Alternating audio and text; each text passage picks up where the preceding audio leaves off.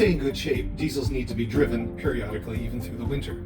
As the result of 2 new starter batteries and this kill switch, making sure that no parasitic loads drain the batteries, I should have plenty of cranking power to start the engine. Let's find out. It's been over a week.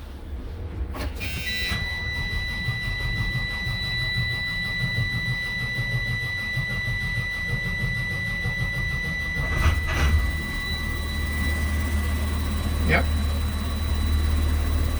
Now that's the good news.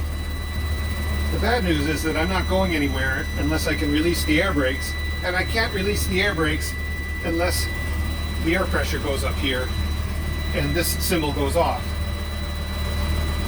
That's not happening because of a leak under the bus.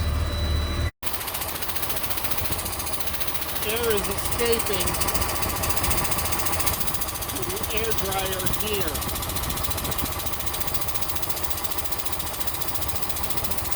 The dealership tells me that it may be some ice stuck in there, and applying a heat gun might make a difference. So let's try that, using the generator to power the heat gun.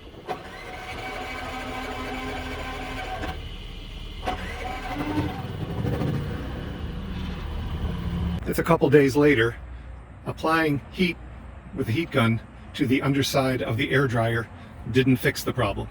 The specific component that I was applying heat to is called a purge valve. So I'm back at the dealer and I've just bought a replacement purge valve. If I could get the bus into the shop, they would run some diagnostic tests before replacing this. But since I can't, this is the next logical speculation as to the problem.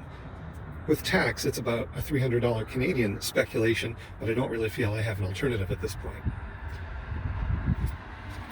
The kit comes with 3 O-rings, some lubricant, and 3 bolts to replace the 3 bolts that, fingers crossed, I can get out from the underside of the bus. Let's see how it goes.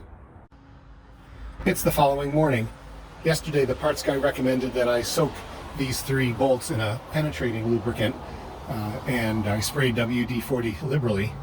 These have been exposed to all the elements being mounted on the underside of the bus. They don't look too badly buggered up, but the success of this replacement depends on my being able to remove them. Thankfully, they've all come loose. Now that the bolts are out, the next challenge is to get the unit to come loose. I don't think my go-to move, don't force it, use a bigger hammer, is going to be a good idea here. The instructions say to rotate the new one going in, which suggests that's a degree of motion it's capable of, and that seems to be helping in getting the old one out. And the old one is out. I don't think a visual inspection can tell me whether the part is defective. I'll just have to hope that the new one's going to fix the problem. According to the installation instructions, there can be some variations in parts that are found on the unit, but these two look to be identical. I'm going to use some mineral spirits to clean this out before I put in the new assembly. I've been cleaning for about 10 minutes now, and that's as clean as I can get it. These appear to be surfaces machined to a tight tolerance, so I'm not using anything harder than my fingernail to get debris loose. On to the next step. Well, it's all greased up and ready to be inserted. I managed to twist it into place using upward pressure. I've hand tightened the bolts, and now to tighten them down fully. I've tightened down all the bolts, reattached the electrical connector. Nothing left but to test it. The instructions say to disconnect all power in the bus before commencing the repair, which I do routinely anyway with the kill switch. Now to turn it back on. Pretty confident it'll start. What I'm looking for is for this needle to start to move.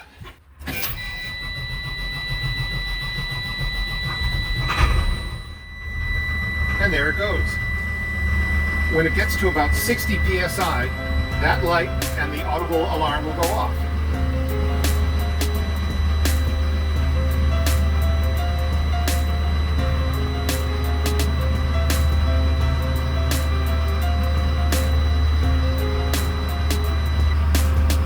That did it. On to the next project.